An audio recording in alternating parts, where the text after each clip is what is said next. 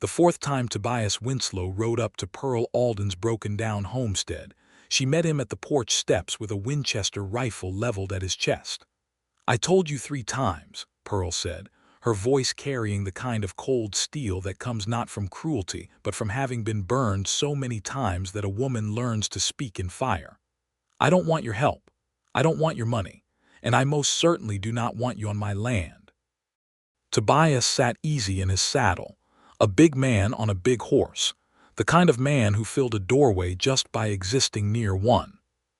The late October sun of 1882 carved deep shadows under his jaw, and his eyes, a shade of brown so dark they sometimes looked black, held steady on the barrel of that rifle without flinching. "I know what you told me," he said. "Then why are you here?"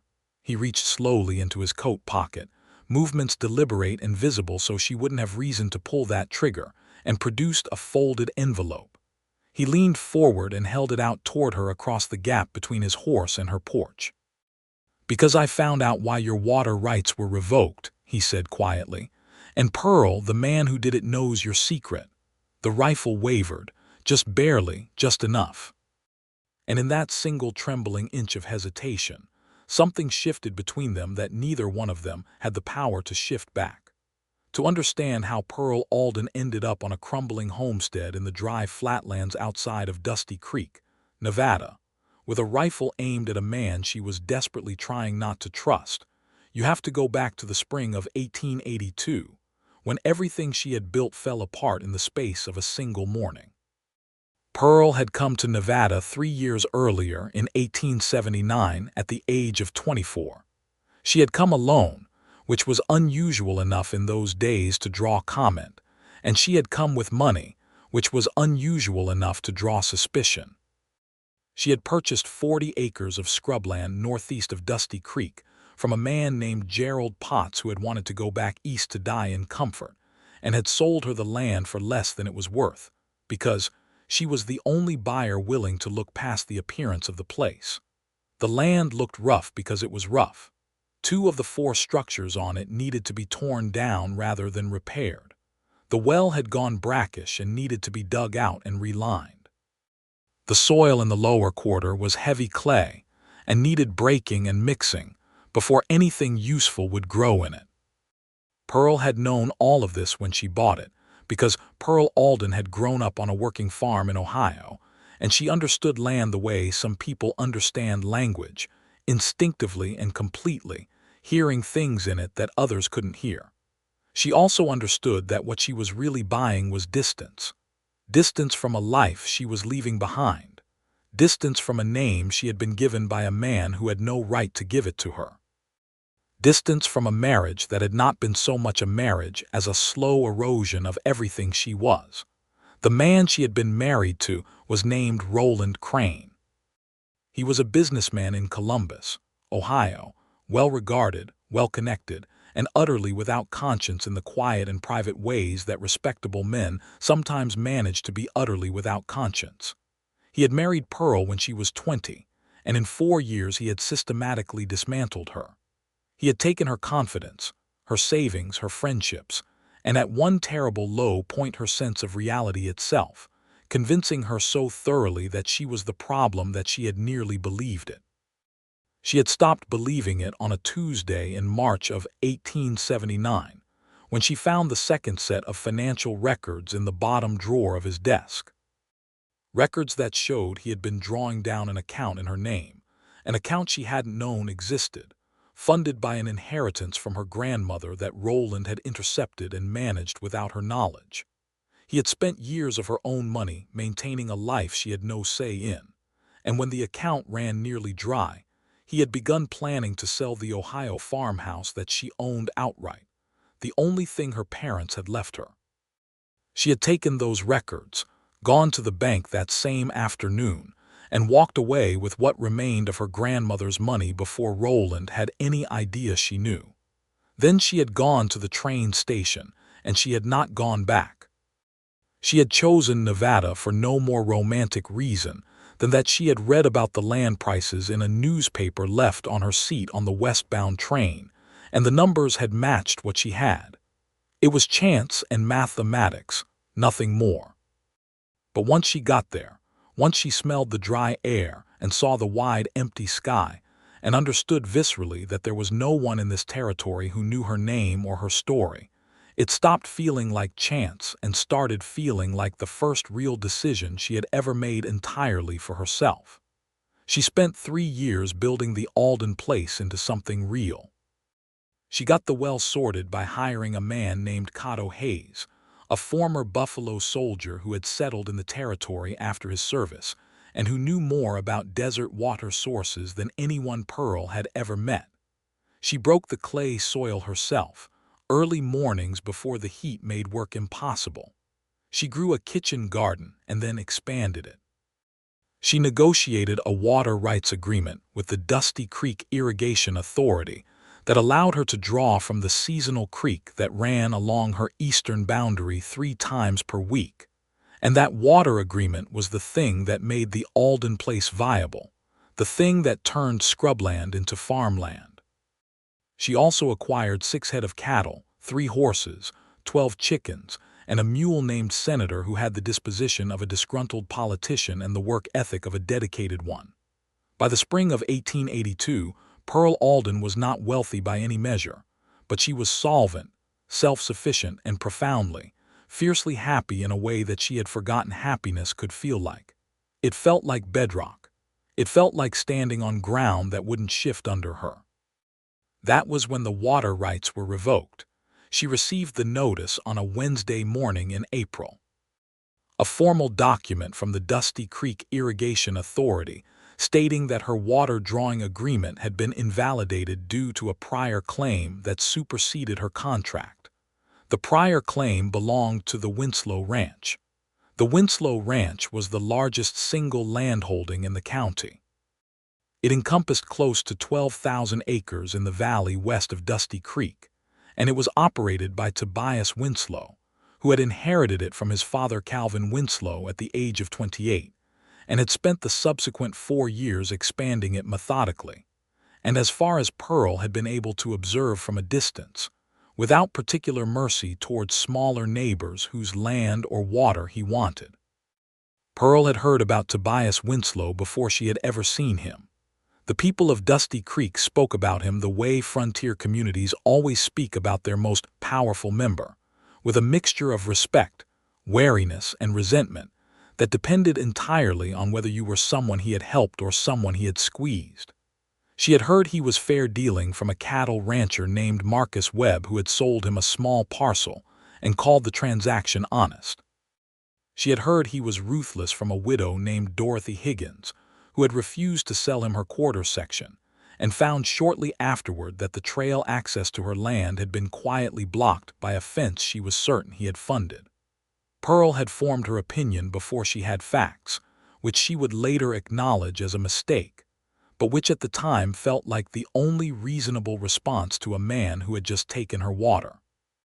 She rode into Dusty Creek that same Wednesday morning and went directly to the Irrigation Authority office, which was a room at the back of the town hall managed by a small, nervous man named Fletcher Dodd, who clearly wished he were somewhere else during most conversations. Fletcher Dodd told her, while looking primarily at his own desk, that the Winslow Ranch's water claim was filed in 1876, predating her 1879 agreement, and that when the discrepancy had been brought to the authorities' attention, it was legally obligated to honor the prior claim. Pearl asked who had brought the discrepancy to the authorities' attention. Fletcher Dodd said that he wasn't certain he could say. Pearl asked again, in a quieter voice, which in her experience was more alarming to people than raising it. Fletcher Dodd said the notice had come from Mr. Winslow's legal representative, a man named Arthur Price who operated out of an office on Main Street. Pearl said thank you and left. She did not go to Arthur Price's office. She went home because she needed to think before she did anything else, and the Alden place was the only space in the world where her thinking came out clean. She spent the rest of that week trying to find a legal angle. She visited the county recorder's office herself and looked at the original documents. The Winslow claim was real and dated. Her agreement, written in 1879, had been a simple contract rather than a formal water right filing, and her attorney at the time, a decent enough man who had since moved on to California, had not caught that distinction. She had a contract. Tobias Winslow had a right. Under Nevada water law as it stood in 1882, the right superseded the contract. She was legally without recourse and practically without water. Without the creek water 3 days per week, she could maintain her household and her horses and her mule on well water, but her garden would fail and her cattle would have to be sold or relocated. The garden was not only her food supply but her primary source of tradable goods. Without it, the arithmetic of the Alden place stopped working. It was during this week of research and reckoning that Tobias Winslow rode up to her property for the first time. She had been out near the eastern fence line, measuring how much of her clay-mixed soil was going to dry out and crack if she didn't find a water solution soon, when she heard a horse on the road and looked up to find a man she recognized from town riding toward her fence gate. She had seen him from a distance at the Dusty Creek General Store and once at the assay office, and had noted him the way you note a thing that might become your problem, which it subsequently had. He was bigger up close than he looked at a distance, broad through the shoulders in a way that suggested he had worked alongside his ranch hands rather than merely directing them. He had dark hair under a well-kept hat, and the kind of face that was interesting rather than handsome, all planes and angles and that particular quality of steadiness that some men develop from spending years making decisions alone. He stopped his horse outside her fence and waited, which she appreciated in some part of herself that she was choosing not to listen to at the moment. "Miss Alden," he said, "my name is Tobias Winslow. I think you probably know why I'm here." "I do," Pearl said. "You're here to offer me something for the inconvenience of stealing my water." He absorbed that without visible offense. "I'm here to offer you a practical arrangement. The creek runs along your eastern boundary, but it feeds into my southern reservoir. I don't need the full 3 days per week you were drawing. I'm prepared to offer you an informal agreement, 2 days per week, same schedule you had on Tuesdays and Fridays." "An informal agreement," Pearl repeated. "A handshake deal. My word." "Mr. Winslow," Pearl said, "I had a formal contract with the irrigation authority.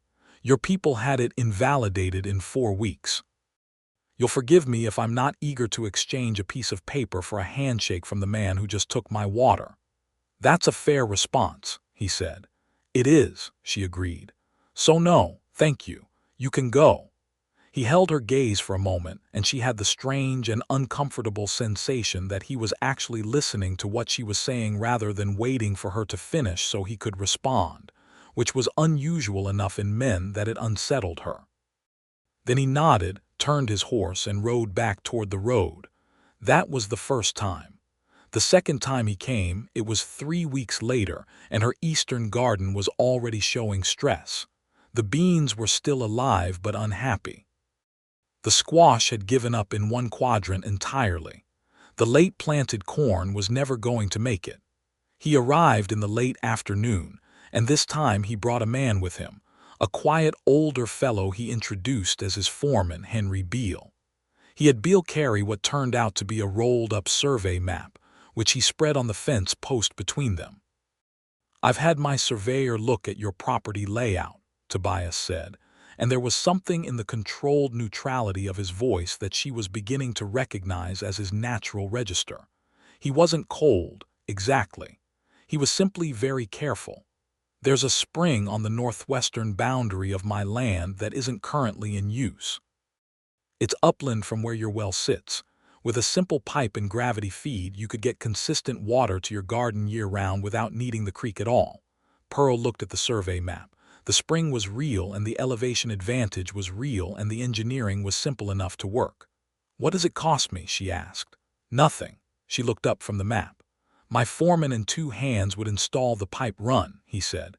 4 days of work, materials from my supply, no charge." She studied his face for any sign of what he was getting in return for this, because a man did not offer 4 days of skilled labor and a supply run for nothing, and whatever his angle was, she needed to see it clearly. "What do you want?" she asked. "Nothing," he said again. "That is not an answer I believe," Pearl said. "So I'll decline. Thank you for the survey work, but I'll solve my own water problem." His jaw tightened very slightly. Just enough for her to see that she had landed somewhere, though whether it was pride or guilt or frustration she couldn't tell. He rolled up the map. He and Henry Beale rode away. That was the second time. She spent the following 6 weeks solving her own water problem, which she did by hiring Cato Hayes again, paying him money she had been saving toward a second horse. And together, they identified a small underground water seep in the southwestern corner of her land that could be developed into a reliable second well if the work was done carefully. It wasn't as clean a solution as Winslow's spring-in pipe offer would have been. It cost her money and time, and the seep ran slow enough that she would have to be careful about how much she drew and when. But it was hers. No strings, no handshakes with powerful men who had recently proven they could invalidate her contracts. The third time Tobias Winslow came, she almost didn't recognize the situation for what it was. It was early September, 6 months after the water rights disaster, and she had largely stabilized the Alden place, albeit in a leaner form. She had sold 3 of her 6 cattle because the reduced water made sustaining the herd impractical, and she was down to a smaller garden footprint, but she was managing. What she hadn't managed was the fence situation. The eastern fence line, the one that ran along the creek boundary, was old to begin with, and a late August storm had taken out a 60-foot section. She had been patching it with what materials she had, but the result was uneven at best, and the 2 cattle she had remaining had exploited the weakness twice already to wander onto what was technically Winslow land. She had retrieved them herself both times, riding out at first light, and both times she had found fresh hay set out near where her cattle had been grazing and water in a small through trough, as if someone had known lost cattle might find their way there and wanted to make sure they were cared for. She had chosen not to think about this too carefully. Then on a Saturday morning in early September, she had been in the middle of attempting to sink a new fence post, which required more upper body strength than she currently had and was going poorly, when she heard a horse and looked up to find Tobias Winslow on the road again. He got off his horse without being invited, which she noted, and came to stand at a reasonable distance from where she was wrestling with the post. "Let me help with that," he said. "No," she said immediately. "Pearl," he said, and her name in his mouth had a different quality than it had in anyone else's mouth in Dusty Creek, steadier, more careful, like he was paying attention to the sound of it. "I'm not asking for anything. A fence post is just a fence post. And a water offer was just a water offer," she said. "And the spring survey was just a survey. And yet here you are, every several weeks, being generous in ways that are going to cost me something eventually, because nothing that comes from a position of power comes without a cost, Mr. Winslow. That is a lesson I learned before I came to Nevada, and it is a lesson I do not intend to unlearn."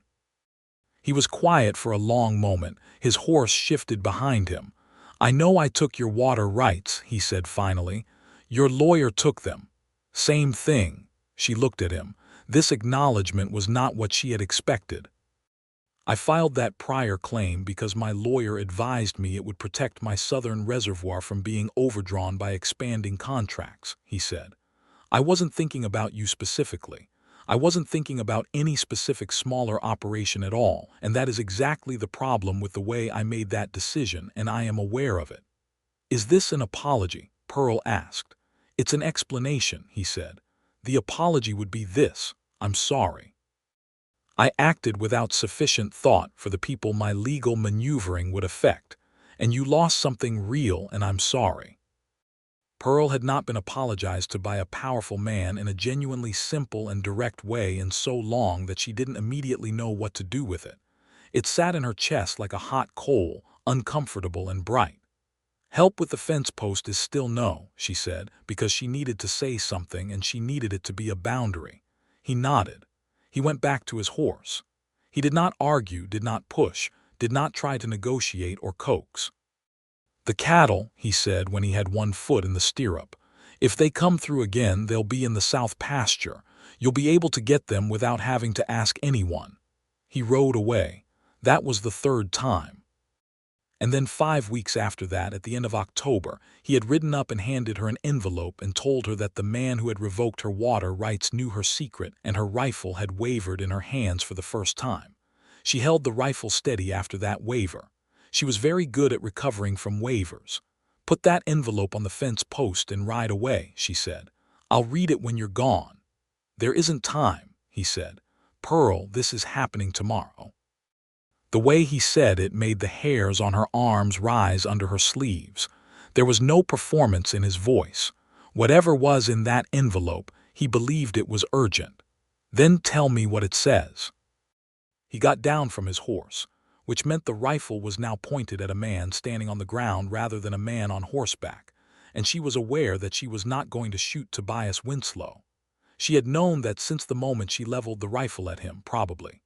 She was holding it more as a statement of principle than a genuine threat, and she suspected he knew it. Arthur Price, Tobias said, naming his own lawyer, his voice carrying something that sounded like carefully managed anger. I recently discovered that Price has been working two sides of various land matters in this county for the past several years. He's been feeding information to a buyer based out of Carson City who has been quietly acquiring land from people who run into legal trouble, usually legal trouble that Price helped create. Pearl kept her face neutral, while the inside of her went very still. He filed the prior claim against your water rights not on my instructions, Tobias continued. I told him to file a protective claim for the southern reservoir. He chose to file it in a way that specifically invalidated your agreement. The difference is meaningful to me. He targeted you, Pearl, not because of the land or the water, but because you were small enough to push and he had a buyer who wanted this property. Who is the buyer? Pearl asked. Tobias hesitated. Tell me, she said. A man named Roland Crane. The rifle dropped entirely, not because she let it, because her arms simply stopped working for a moment. Roland Crane. In Columbus, Ohio, 3 years ago, Roland Crane had planned to sell her farmhouse. She had escaped before he could do it. She had taken the remains of her grandmother's money and disappeared west and reinvented herself. And apparently 3 years had not been enough distance, and a different surname had not been enough cover, because she had not changed her surname legally when she left Roland. She was still Pearl Crane in the Ohio records. Pearl Alden was the name she used in Nevada, the Alden being her mother's maiden name, but the legal instruments on the Alden place had required her to file under her legal name at one point during the property transfer, and if someone had looked at those county records closely enough, someone with resources and connections and a reason to look, they would have found it. Roland had found it. He knows where I am, she said. Her voice was steadier than she had any right to expect it to be. He sent Price a letter, Tobias said, and he opened the envelope himself and held the single sheet toward her. Price kept it. I found it when I dismissed him this morning. He seemed to think it might be useful leverage against me at some point. She took the letter with a hand that did not shake. She read it. It was written in Roland Crane's handwriting, which she recognized with the particular cold clarity you feel when you encounter something from a dark chapter of your life in an unexpected place. The letter directed Arthur Price to use whatever legal means were available to pressure Pearl Alden off the Alden property. It referenced her real name. It implied that Roland intended to follow her west if the property matter could be resolved first, as he had no desire to make the journey only to find her established and protected. That last sentence was the most clarifying thing Pearl had read in years. He wasn't coming to take her back. He was coming to take the land. Or more precisely, he was using Price to force her off the land first, so that when he arrived she would be homeless and without resources, which was exactly where she had been in the worst period of their marriage, which was exactly where he most liked her. "He's coming here?" she asked, though she already knew the answer. "There's a stage from Carson City that arrives in Dusty Creek tomorrow afternoon," Tobias said. Price was supposed to have this matter resolved by now. He didn't, which means Crane is arriving to handle it himself. Pearl stood very still for one long moment. Then she set the rifle against the fence post, carefully, muzzle up, in the way of someone who is putting down a thing she might need to pick up again. "You fired Price," she said. "This morning," Tobias confirmed. "You drove out here to tell me instead of sending a message. A letter takes time. You don't have time." She looked at him. He was standing a few feet away, hat in his hand now because he had taken it off at some point she hadn't noticed, and there was a quality to his expression that she couldn't immediately name. Not pity, she was certain of that, because pity had a specific quality she had learned to recognize and reject. Not satisfaction, which was what she might have expected from a man who had just established that he held information she needed. Not even the straightforward concern of a decent neighbor. It was something closer to anger on her behalf, which was so unfamiliar a thing to receive from a man that she didn't quite know how to process it. "What do you want me to do?" he asked. "Tell me what you need and I will do it." "Why?" she asked. The question landed between them with considerable weight. "Because Price worked for me," he said. "And whatever his private arrangements, he used my name and my legal claim to target you, which makes me partly responsible for the situation you're in. And that's all." Something shifted in his face. "Not much, just enough." "No," he said quietly. "That's not all." Pearl picked up the rifle, not because she was going to use it on him, because her hands needed to hold something solid while she made the next decision. "All right, Tobias Winslow," she said, and it was the first time she had used his given name, and she saw that register in his eyes. "Tell me what you know about Roland Crane and tell me what options I actually have." They sat on the porch steps of the Alden place for the next 2 hours, while the October sun went from gold to orange to the deep red of a Nevada evening, and Tobias told her everything he knew. Price had shared more with him than he had perhaps intended to share when Tobias had confronted him that morning with the letters and documents he had found. Price, faced with immediate dismissal and the possibility of legal action, had been forthcoming in the way that frightened men are forthcoming. Roland Crane had been looking for Pearl for almost a year. He had hired a private investigator in 1881 who had traced her to Nevada through a combination of the property records Pearl had always feared, and a letter she had sent to a cousin in Ohio. A letter that cousin, meaning well, had apparently mentioned in a social setting where it had found its way back to Roland. Roland Crane was not a violent man in the overt sense. He was a man who used legal mechanisms and social pressure, and the slow grinding weight of institutional authority to accomplish what he wanted, which in Pearl's experience was considerably more frightening than physical violence, because it was harder to defend against and harder to explain to people who hadn't lived through it. What he intended in Dusty Creek, based on the correspondence Price had received, was to arrive as a concerned husband seeking the return of his estranged wife, leverage whatever legal standing he had under Ohio law, and use the property situation as pressure. He couldn't force her to return to Ohio, probably. But he could make staying in Nevada so legally complicated and financially precarious that she might feel she had no choice, or at least that was what he was counting on. He had not counted on Tobias Winslow having found out. "Nevada doesn't recognize Ohio's claims on a person," Tobias said. He knew this because he had spent the afternoon in conversation with a different lawyer, a man named Garrett Soames who operated out of the county seat and had no connection to Price or Crane. "You are a legal resident of Nevada. You own property here. Ohio has no mechanism to compel you to return." "The marriage," Pearl said. "Nevada courts have their own standard," Tobias said. And the fact that you've lived here under a different name for 3 years, maintained a property, paid your taxes, conducted your business, all of that establishes you as a Nevada resident. Crane coming here doesn't give him legal authority over you. He knows that, Pearl said. He's not counting on legal authority, he's counting on disruption. Tobias nodded. He understood. There's a way to make disruption much harder for him, Tobias said slowly, and his voice took on a careful quality that she recognized as meaning he was about to say something he had thought about from multiple angles. But I want you to hear it as an option, not as pressure. And I want you to know that I will help you regardless of what you decide. Pearl turned and looked at him directly.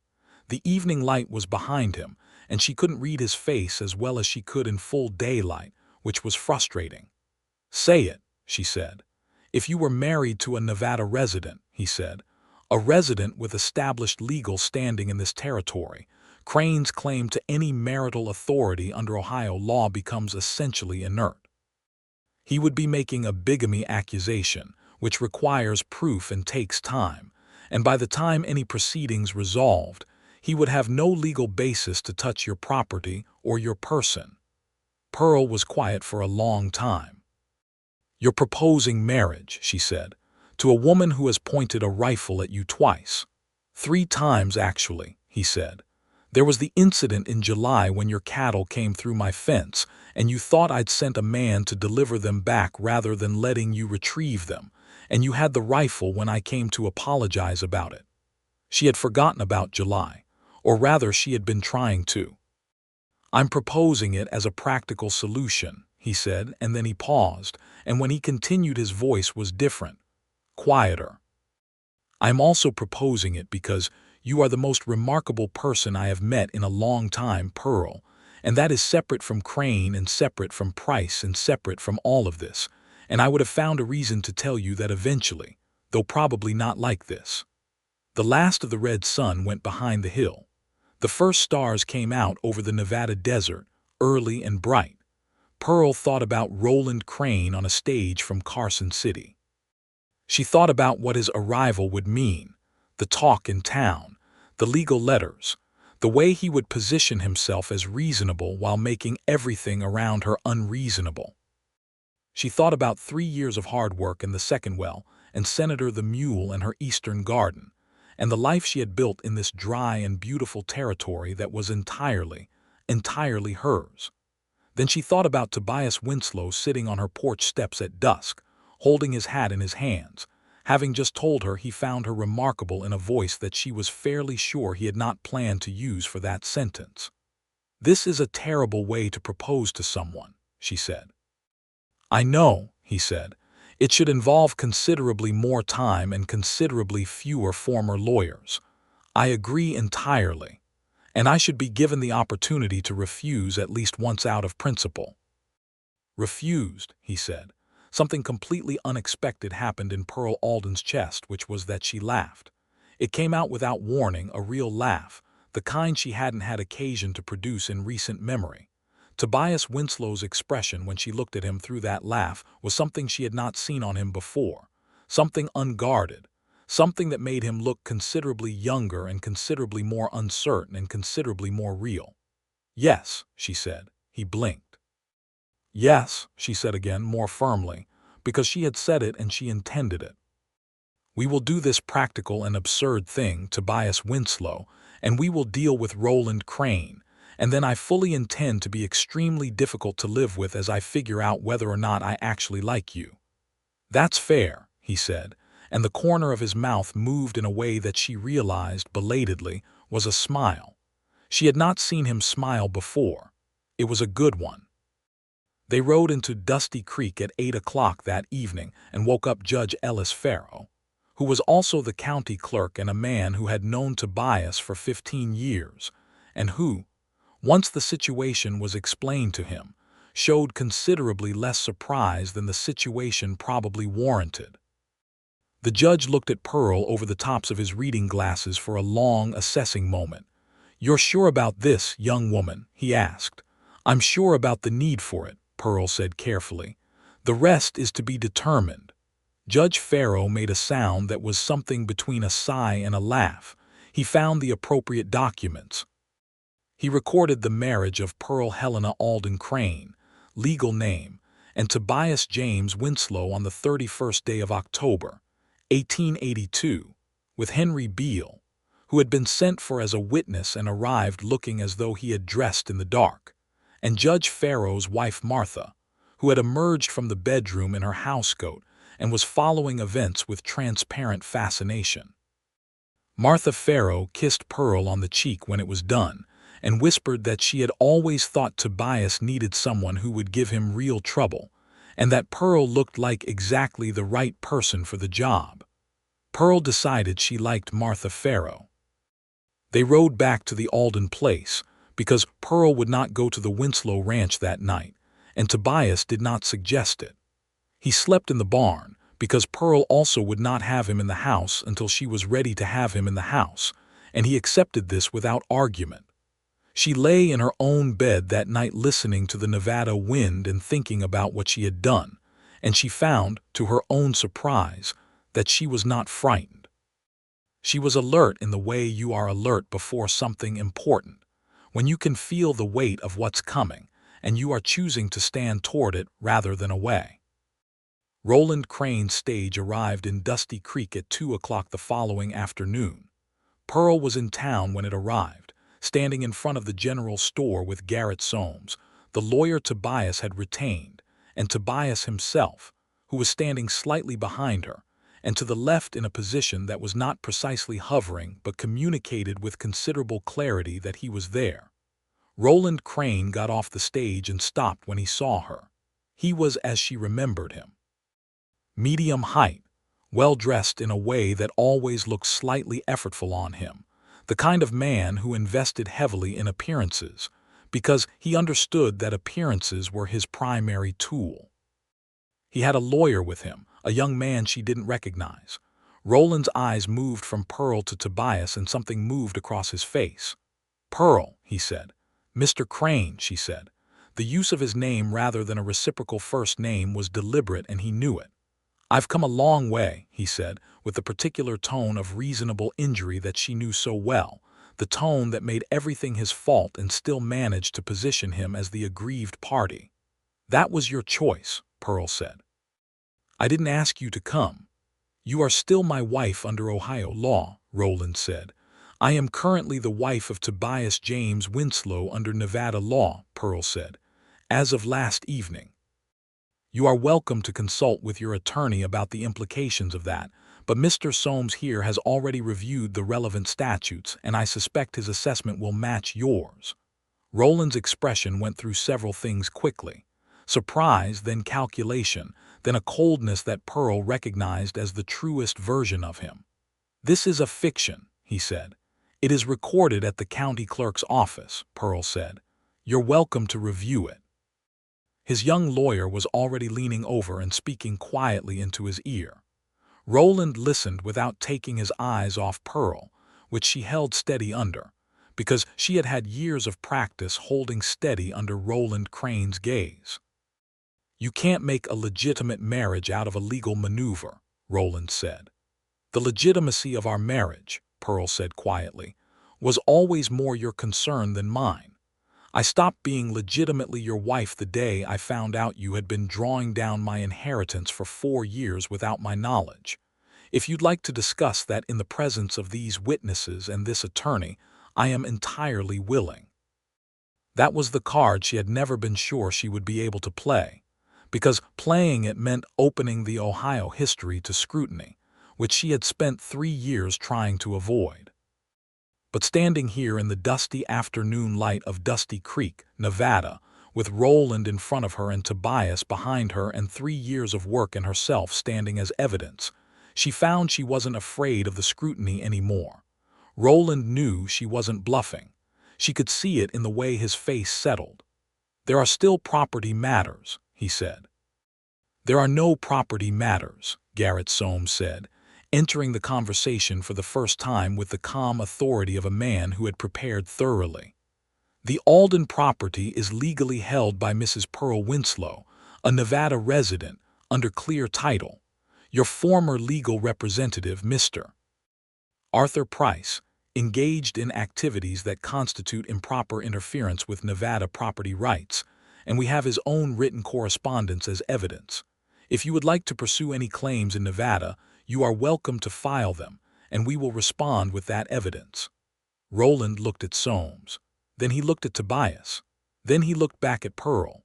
What Pearl saw in his face then was not the anger she had braced for, or the charm he sometimes deployed when anger wasn't working. It was something flatter and more final.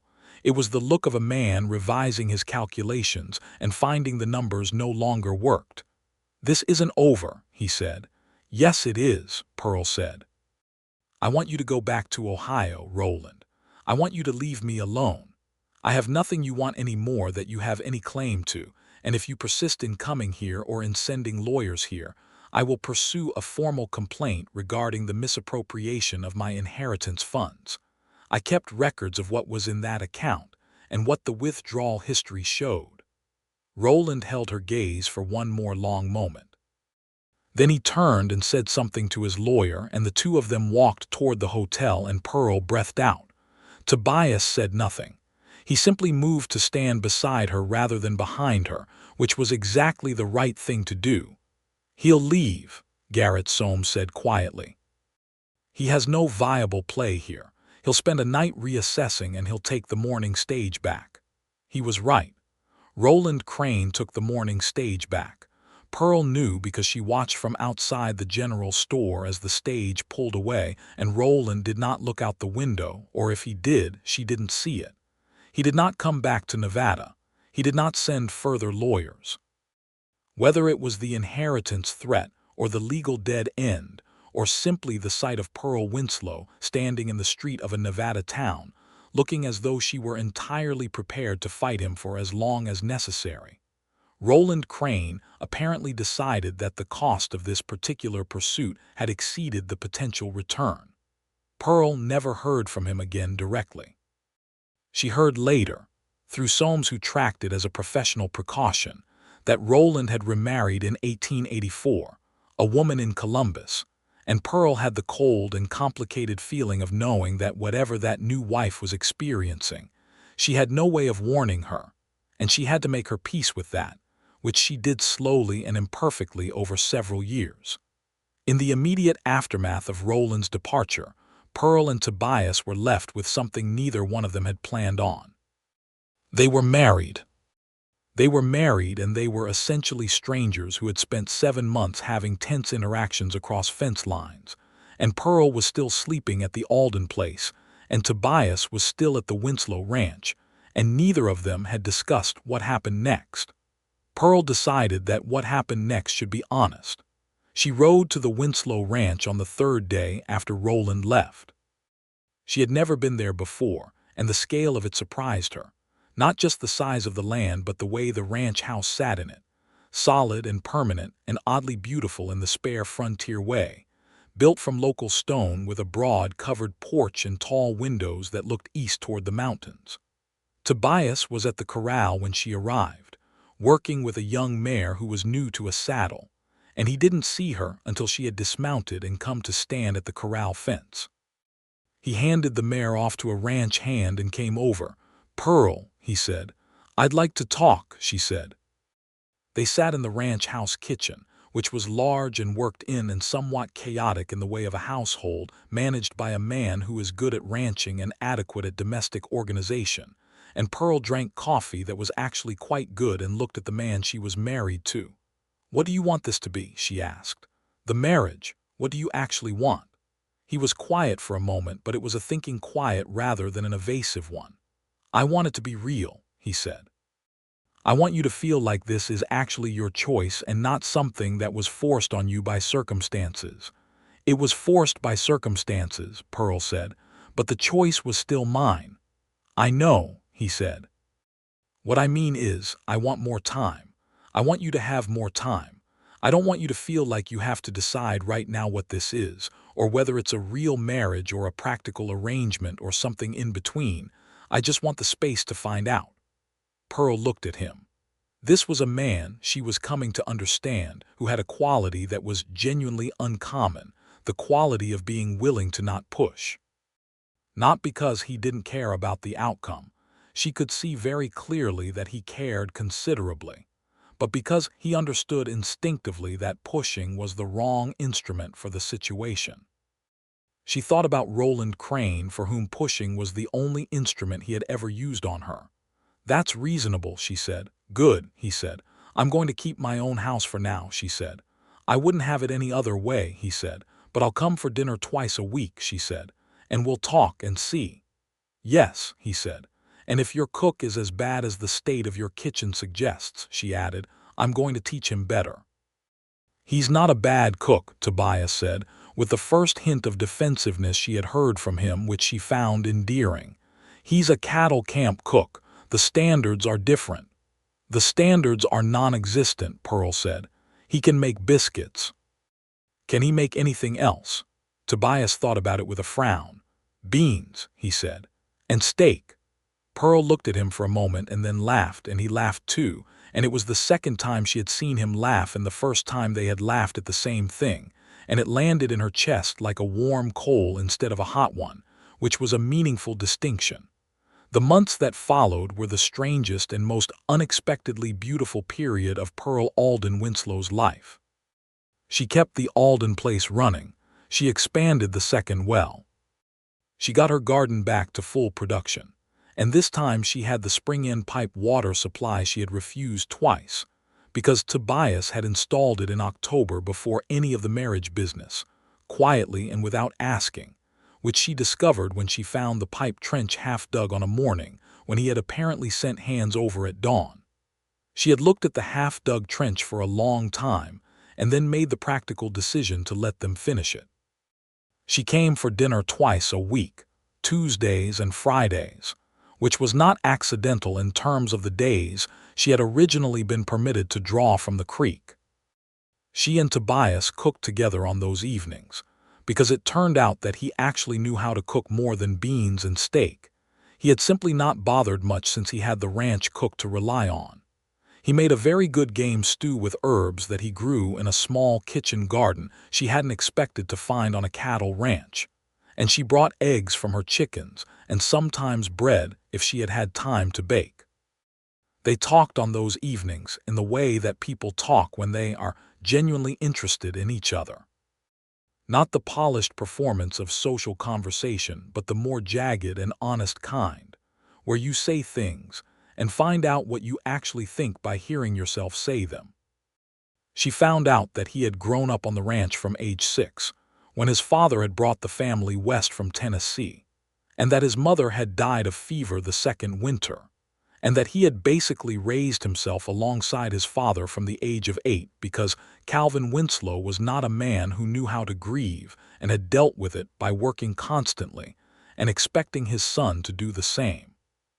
She found out that he had been engaged once before, at 25, to a woman named Constance Fielding from the county seat, and that the engagement had ended when Constance had made it clear she found ranch life intolerable and had returned east, and that this had hurt him less than it probably should have, which he said meant the engagement had been a mistake from the beginning.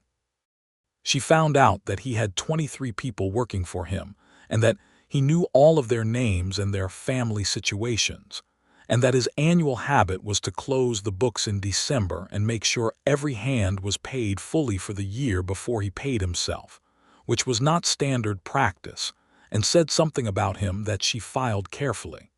He found out about Roland. Not the surface version, which he already knew, but the actual version, the years of erosion, the stolen inheritance, the systematic dismantling. She told him these things carefully, watching for the places where men usually insert their own interpretation or their own advice or their own version of what she should have done differently, and found that he had none of those insertions. He listened.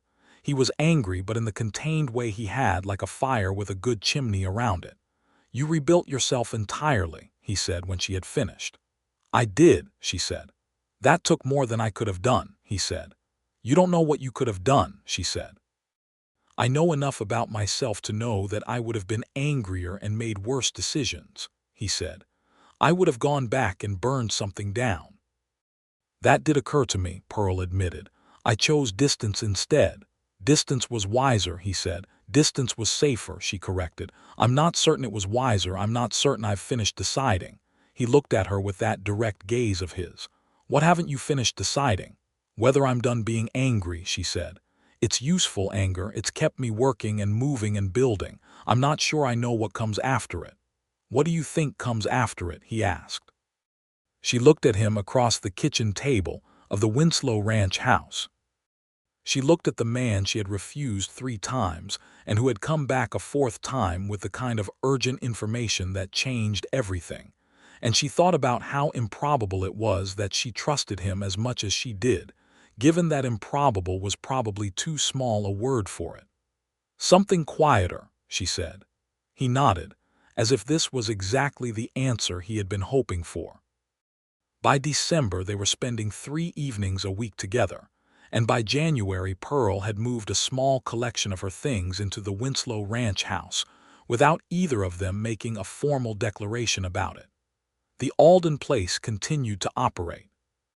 She rode over every morning to tend it, and she had hired a young woman named Ida Marsh to help with the garden through the growing season. But the ranch house was becoming home in the quiet, organic way that homes become homes, through accumulated evenings and shared mornings, and the gradual appearance of her things on his shelves and her opinions in his decision-making. In February, on a cold evening with a fire going in the ranch house sitting room, and a light snow coming down outside that made the desert strange and luminous, Tobias asked her if she was happy. It was a simple question, and it hit her with the force of a complicated one, because nobody had asked her that in so long that she had forgotten to ask herself.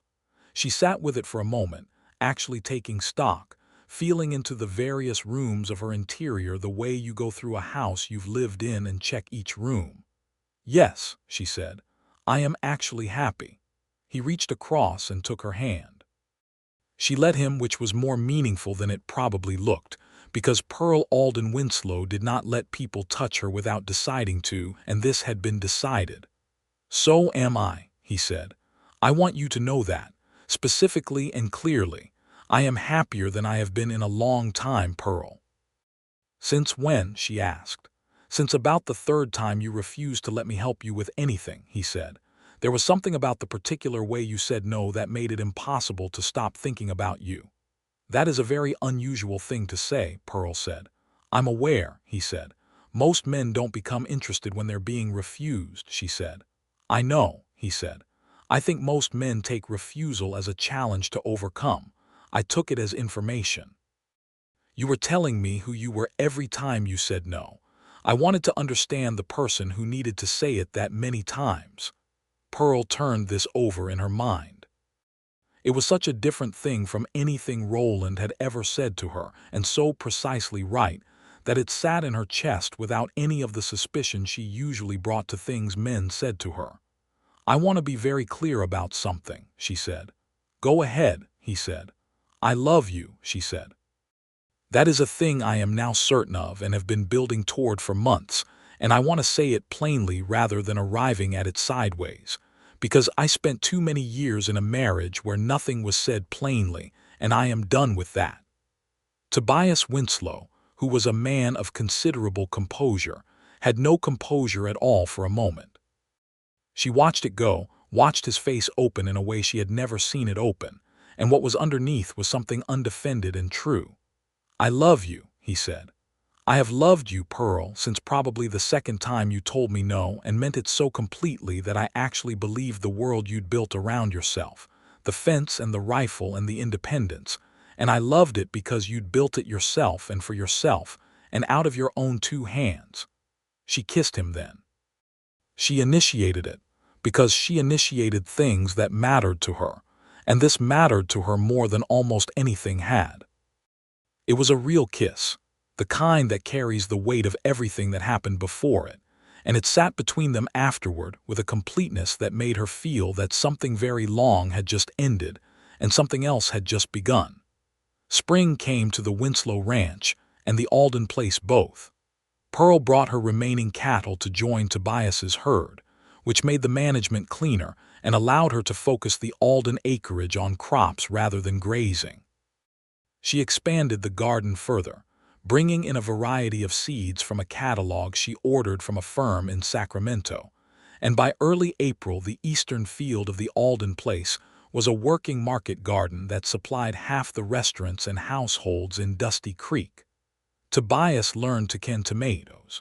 He claimed it was purely practical, that the ranch needed preserved food for long drives. Pearl accepted this explanation while noting that he seemed to take considerable satisfaction in a well-set jar. They fought, as people who are genuinely invested in each other do. They fought about the fence line between the two properties, which Tobias wanted to remove entirely, and Pearl wanted to keep as a marker because it was her line and she had built it. They fought about money, specifically about the fact that Tobias had considerably more of it and Pearl had very defined feelings about financial independence that came from specific experience.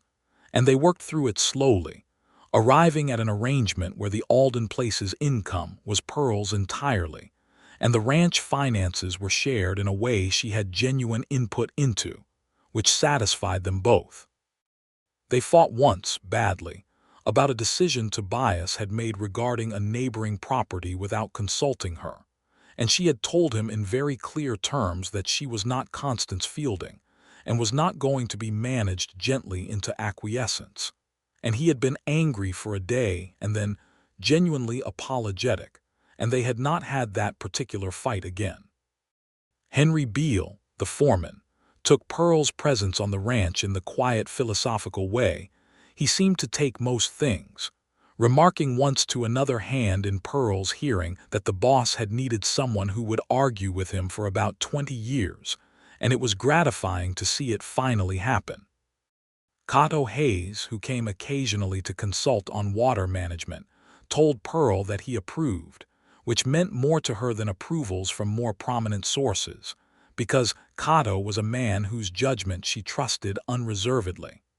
In the summer of 1883, Pearl discovered she was pregnant.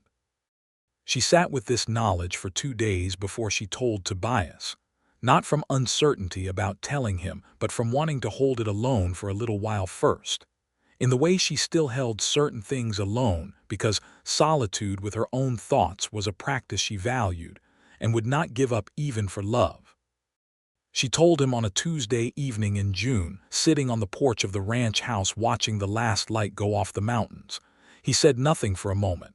She watched his face do the thing it did sometimes when something hit him that he hadn't braced for, that open, undefended look. "Pearl," he said. "I know," she said. "Are you well?" he asked.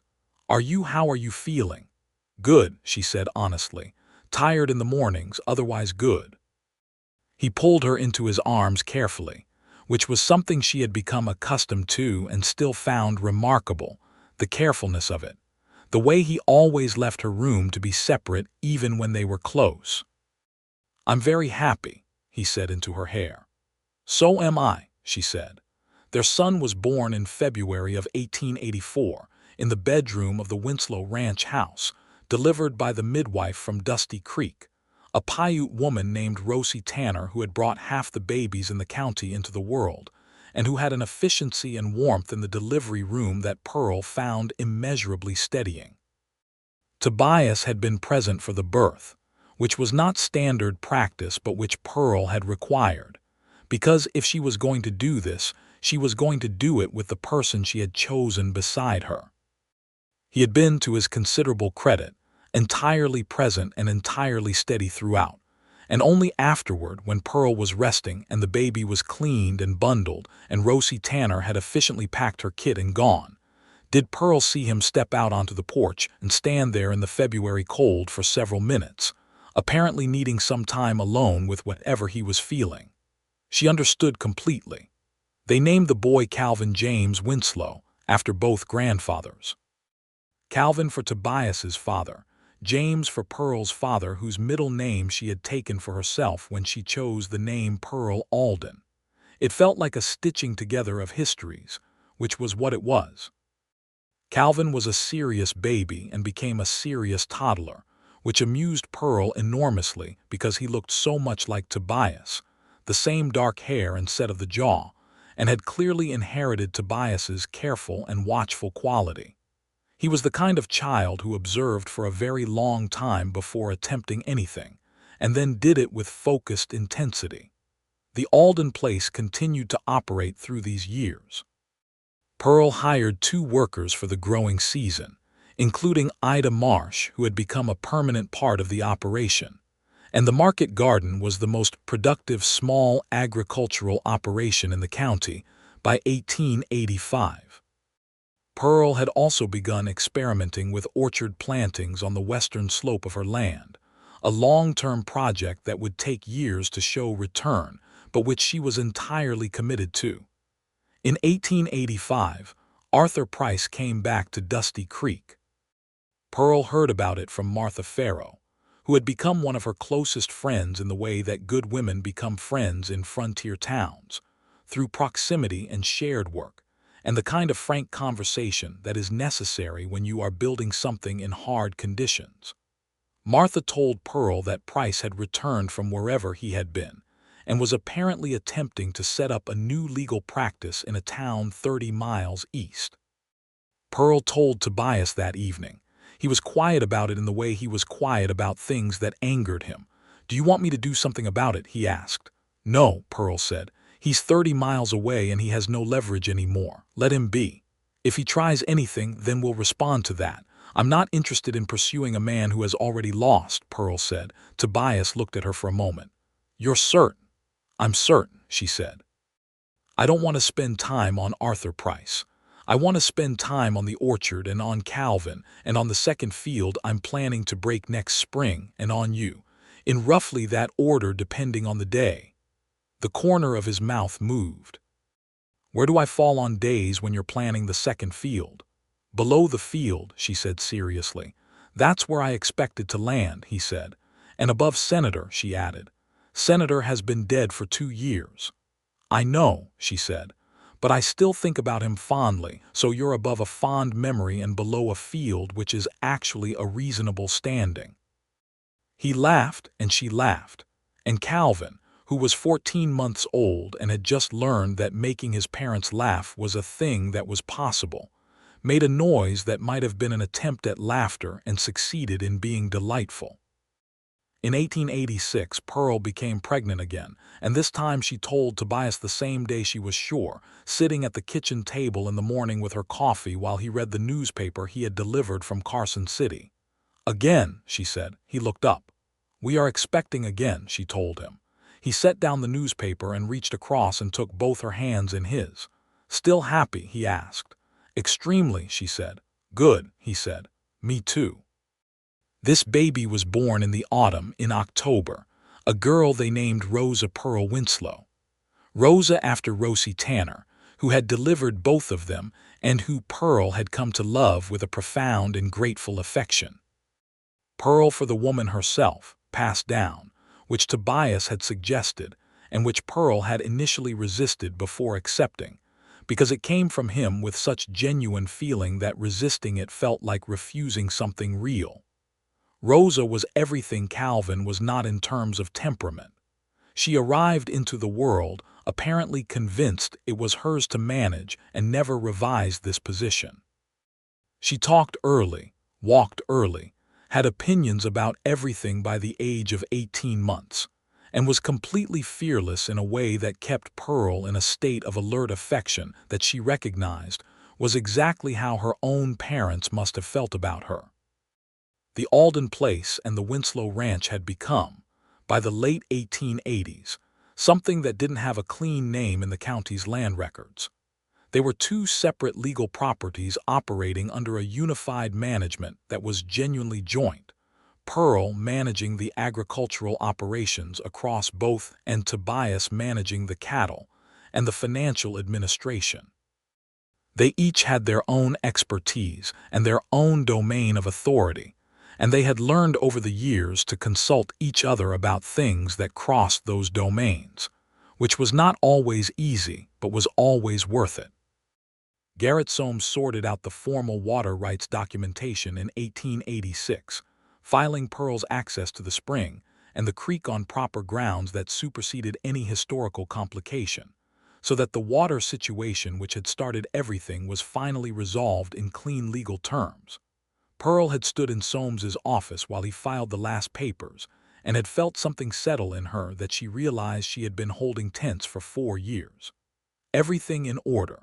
Soames had asked. "Yes," Pearl said. "Everything is finally entirely in order." She had ridden home along the creek boundary, the same boundary where she had stood with a rifle and refused help twice, and she had stopped her horse at the place where the old fence line had been, and looked east at the water moving in the creek, and west at the mountains and south at the trail that led to the ranch house where her husband and her son were. And she had felt something that she could only call peace. Not the peace of nothing happening, but the peace of having built something solid enough to stand in. Dusty Creek grew through these years. The railroad reached the county in 1887, which changed the economics of everything in the region. The Winslow Ranch was well positioned for the cattle market the railroad opened, and Tobias spent a significant period of 1887 and 1888 managing the expansion carefully, adding acreage and hands, and updating the equipment with machinery that would have been inaccessible a decade earlier. Pearl expanded the orchard plantings and added a second market garden field, and began supplying the railroad dining cars with preserved goods through a small contract that Soames helped her negotiate, which was such a specific satisfaction that she kept the contract document framed in the Alden place's main room. Calvin started school in Dusty Creek in 1889 at age 5, walking the 2 miles each way with a seriousness that his teacher later described as making her feel she was being evaluated rather than the other way around. Rosa, at 3, was furious not to be going to school yet, and demonstrated this fury by teaching herself to read from Calvin's school primer, or at least teaching herself to identify most of the letters with enough confidence to argue about it. Tobias taught Calvin to ride in the summer of 1889, with a patience that Pearl watched from the fence with a full heart. He was a different father from the kind he had been raised by, deliberately and consciously different, and she loved him for the effort it took him to be that way, and for the results she could see in their son's face. In the winter of 1889, on a cold December evening that was nearly 7 years to the month from when Pearl had leveled a rifle at Tobias Winslow's chest on her porch steps, they sat by the fire in the ranch house with the children asleep and the Nevada wind going around the stone walls, and Tobias said something he had apparently been constructing for a while. "I want to tell you something," he said. "Go ahead," she said, which was what she always said. "When I rode up your road that 4th time," he said, "with the letter from Price, I had told myself it was about the letter, about the information. I had told myself it was entirely practical. It wasn't. It wasn't entirely," he said. "I had found 2 other ways I could have gotten that information to you. I could have sent Henry with it. I could have left it with Judge Farrow to deliver. I chose to come myself because I needed to see you, and I was using the letter as a reason, and I knew it, and I decided to come anyway." Pearl looked at him. The firelight was on the side of his face, and he was looking at her with the direct gaze she had come to know so completely that it was as familiar as her own hands. "I know," she said. "You know." "I knew then," she said. "When you sat on my porch and gave me the information and then said, when I asked what he wanted, you said, 'No, that's not all.' I knew then that the letter was not the only reason." "You married me anyway," he said. "I married you because of the letter," she said. "And because of the water rights, which you had taken and tried to make right 3 different times. And because you had brought my cattle hay and water twice without telling me. And because you had dug half a pipe trench in October. And because when I refused you 3 times, you did not decide I was difficult or unreasonable or a problem to be managed." She paused. "And because you told me you found me remarkable in a voice you hadn't planned to use." He was quiet for a moment. "And because," she continued more quietly, You were the first person since I left Ohio who made me feel like the life I had built was real and worth fighting for. Not because of anything you did for me, because of the way you looked at it.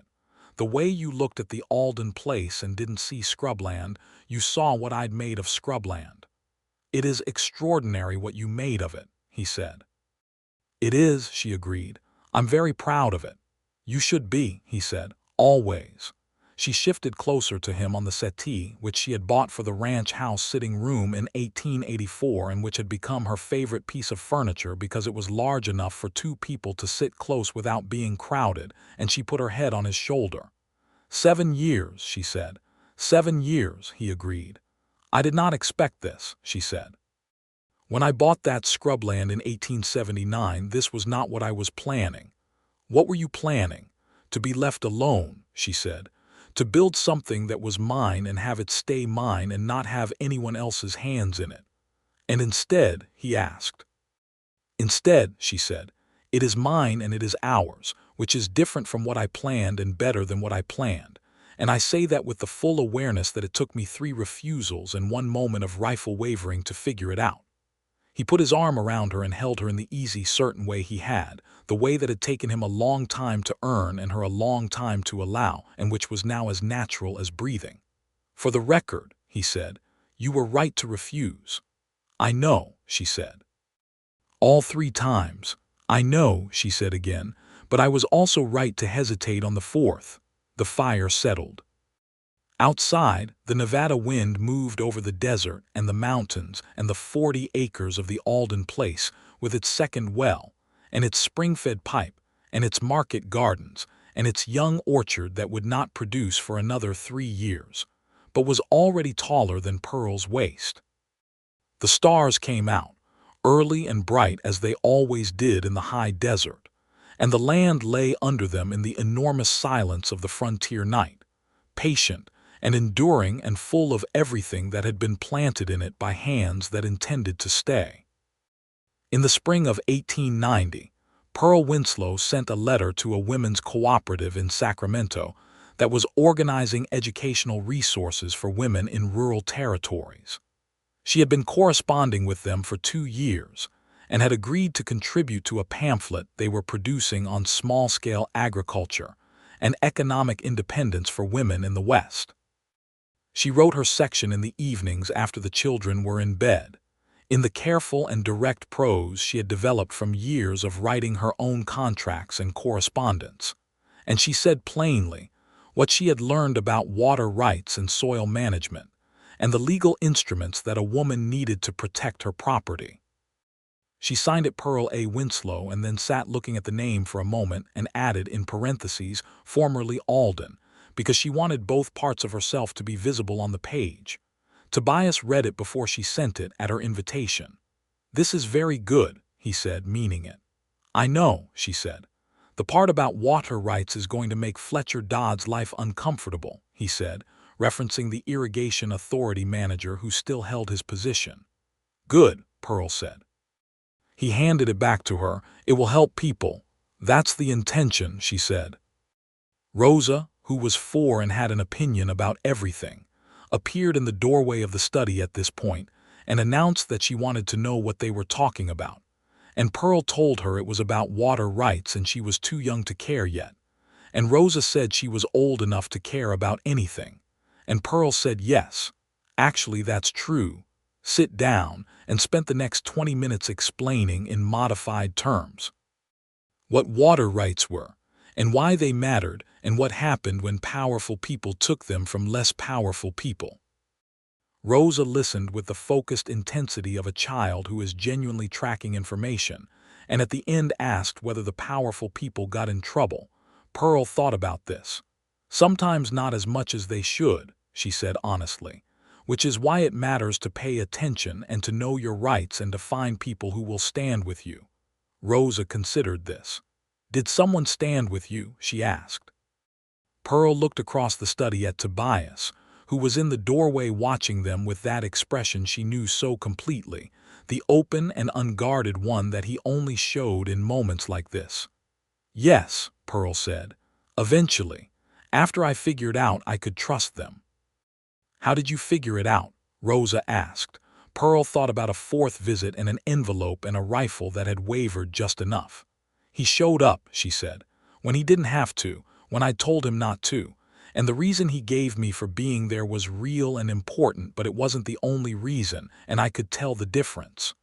Rosa seemed to find this satisfying. She climbed onto the settle next to Pearl and began leafing through the pamphlet draft with the proprietary confidence of a child who considers all objects within reach to be communal property. Pearl let her.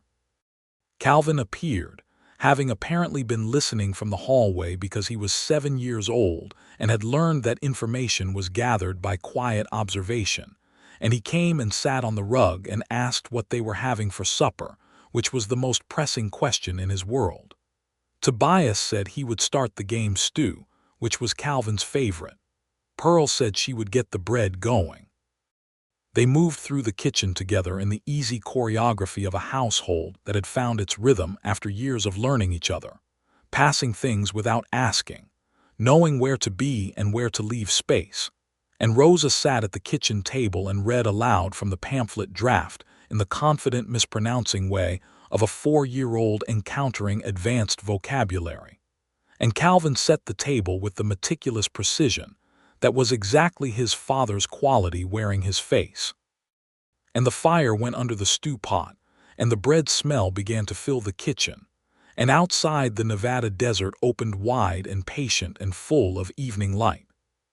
Pearl stood at the kitchen counter kneading bread dough and looked out the window at the land, her land, which was also their land, which had started as a desperate choice and become a life she had made and chosen and kept choosing. And she felt the quiet that she had told Tobias was what came after anger, that bedrock quiet that is not the absence of feeling but the presence of enough ground that you don't need to brace anymore. She had refused. 3 times she had refused, with all the reasons she had and all the history she carried, and every refusal had been the right thing for what she knew at the time. And then there had been a 4th time, and the rifle had wavered, and she had looked at a man standing in the last of an October afternoon holding an envelope and telling her she didn't have time. And she had put the rifle down, not because she had stopped being herself, not because she had given up the independence or the vigilance or the hard-won knowledge of her own worth, but because she had enough ground under her by then to know the difference between a man who wanted to take from her and a man who kept showing up with things that were hers. The orchard would produce its first year of real fruit in 1892, late-season pears and early apples, and Pearl and Calvin and Rosa would harvest them together over 2 October days.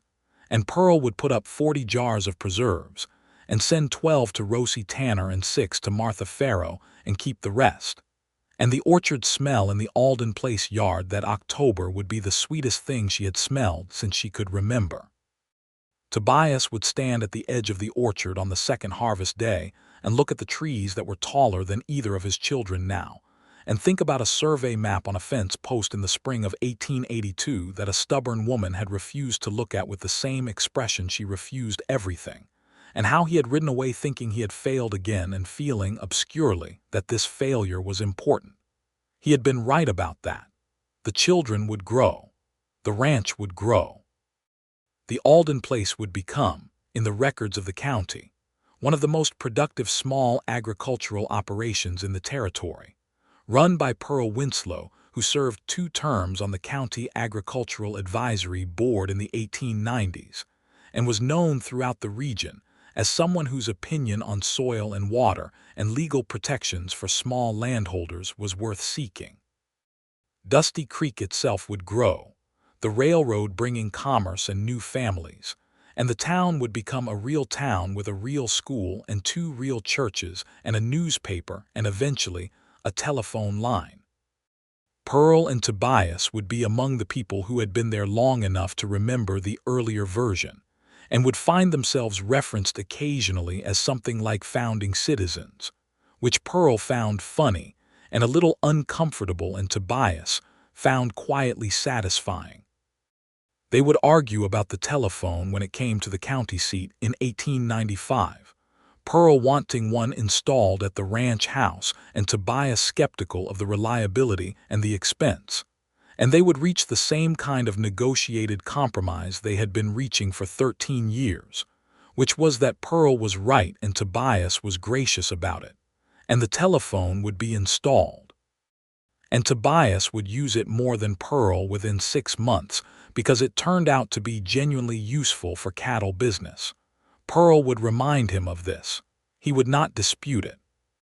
But all of that was ahead of them, in the years that accumulated quietly and fully in the way that good years do, building on each other the way the Alden Place's soil had built, worked and amended and enriched by seasons. On this evening in 1889, with the children at the table and the stew on the fire and the bread rising on the counter and the Nevada stars coming out one by one over the high desert, Pearl Winslow knew the shape of what she had made, which was this: a life chosen completely. A place that was hers by labor and law and love. A man beside her who had shown up when he shouldn't have and had been honest about why. A daughter who already argued with the world on principle. A son who watched everything carefully and would understand it all eventually. The smell of bread and sage and evening air.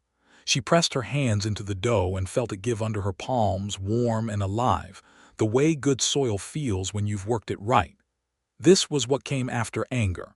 This was the quiet that was not absence. This was the ground that didn't shift. And it was entirely, entirely, entirely hers.